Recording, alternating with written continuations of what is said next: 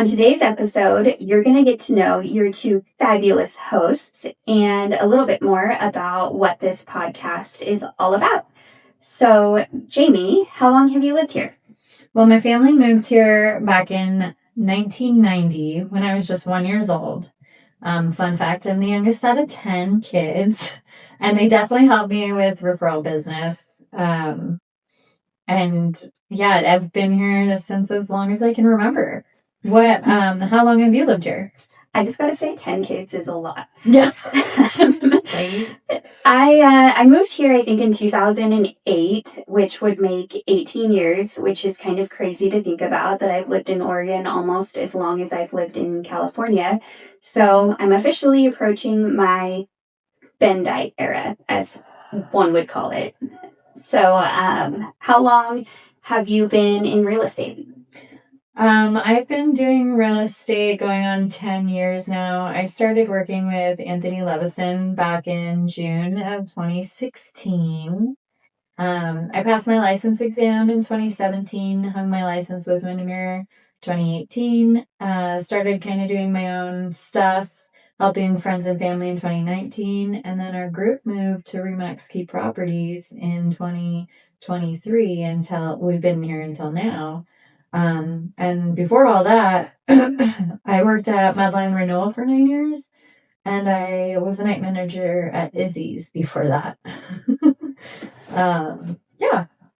I find it ironic that we kind of had a similar path. Because strangely, I also got my mortgage license in 2017. I've been with Guild Mortgage the entire time. Before that, I was in finance and banks and credit unions for about 10 years.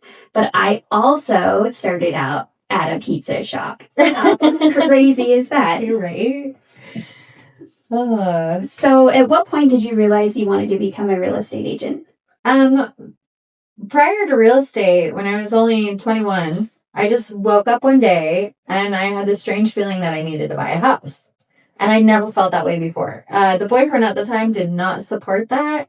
And so we went our separate ways. Unfortunately, my sister and my mom had just gotten out of real estate in like 2009, 2010 timeframe. So I was on my own to find an agent. And the first agent that I got, I had a horrible experience. She was trying to push me into anything that I looked at, and even trying to get me into this like major fixer-upper. And it just felt so uncomfortable with how much she pushed and was just trying to be like, you could do this and this, and like you need to put an offer in now. And I was just didn't like it. So I told a coworker, and he let me know that his wife was a real estate agent, Shannon Hall. And so I was like, okay. And he said, I'll hook you up if you want, and you can start trying her out. So I thought it was great to see about working with somebody on a personal level. And she was amazing. She told me not to feel pressured at all, and that when the time was right, like I would just know. Like I would walk in and I would feel it. And so I loved that. And I thought that, more agents should be like that. And during my time working at Medline Renewal, I trained engineers on the processes, but they told me I could never be an engineer because I didn't have a degree. So I was like, fine, it would take me longer to go part-time and work full-time. So I switched to going part-time and went to college full-time and started going to COCC in 2015. And I actually wrote a business plan on being a real estate agent before I even got into it.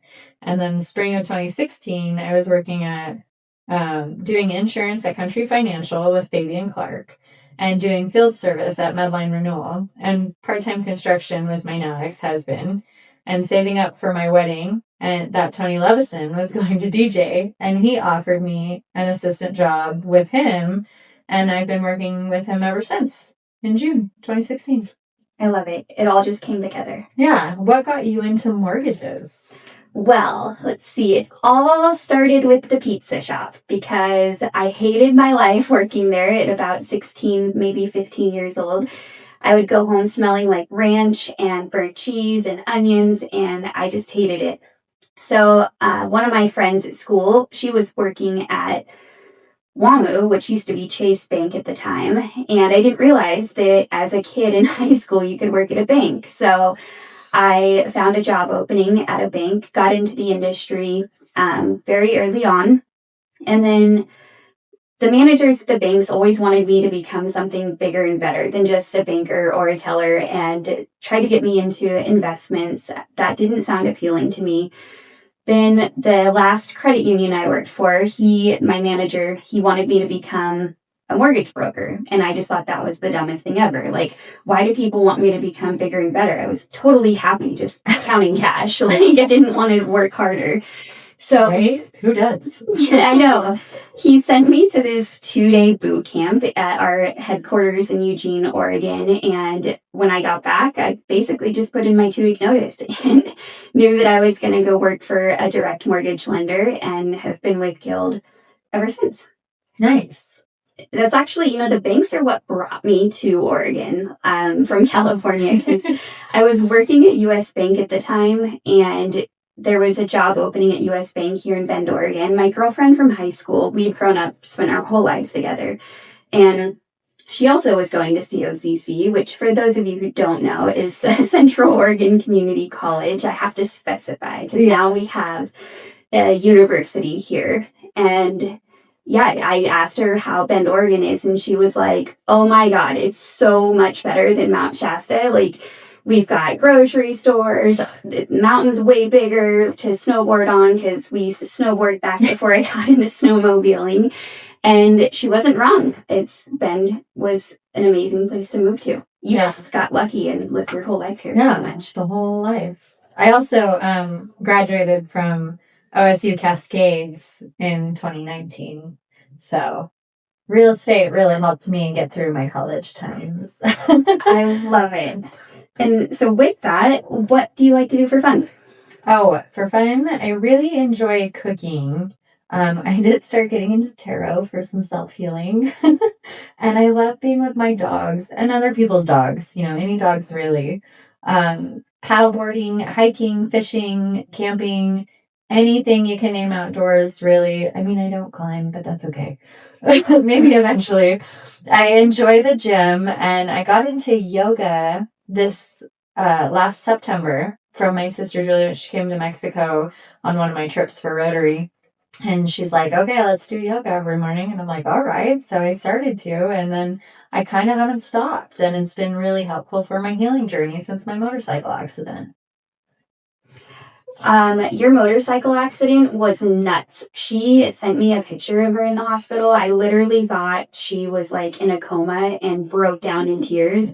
It was the scariest thing ever. You should tell them more about that. Yeah. And so, tax day, April 15th, 2025, I ended up getting speed wobbles and tossed off my bike, and I hit head first and then slammed on my backside.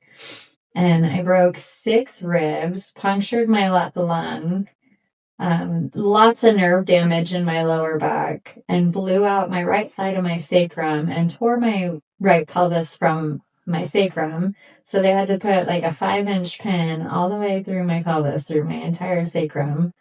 But I got that out in November, and I've been doing great ever since with strength training and, stretching, yoga. So that's been great. You're literally a pillar of health. It's an inspiration. I'm trying. I mean, nothing's perfect. But what are your hobbies? Let's see. I liked golf, love snowmobiling, but we didn't really have a winter this year, which was strange.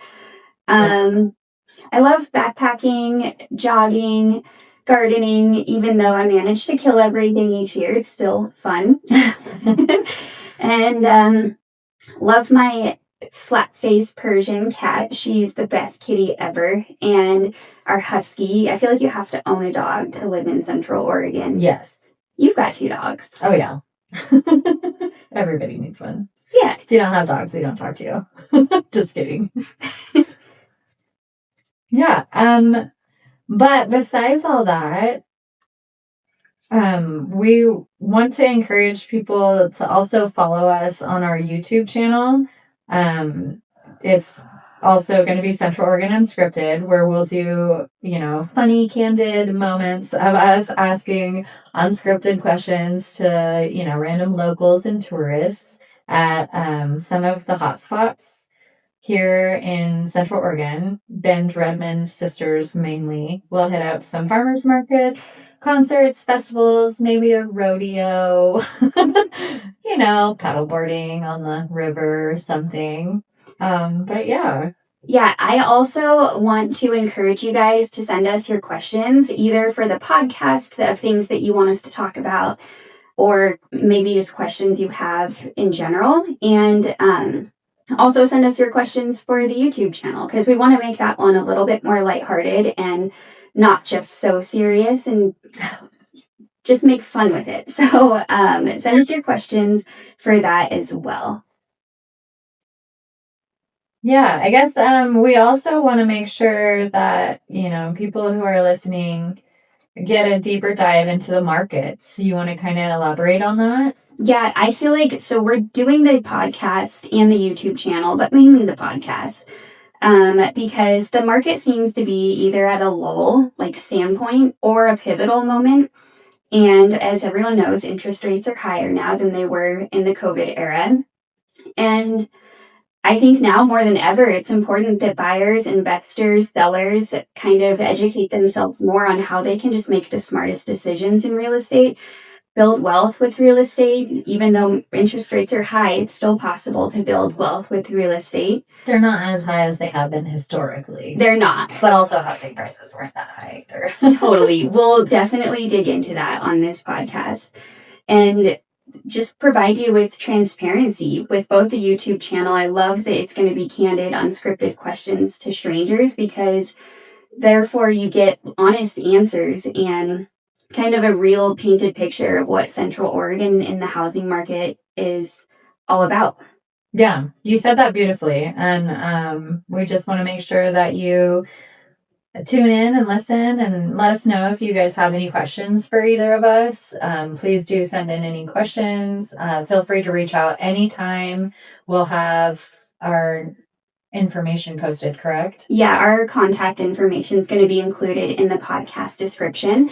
It's our cell phones, emails, and you can feel free to reach out at any time. Literally, we don't have like bankers hours. You can reach out on nights, weekends, holidays. We're here to answer any questions you have, and look forward to making you experts in the housing industry. Of course.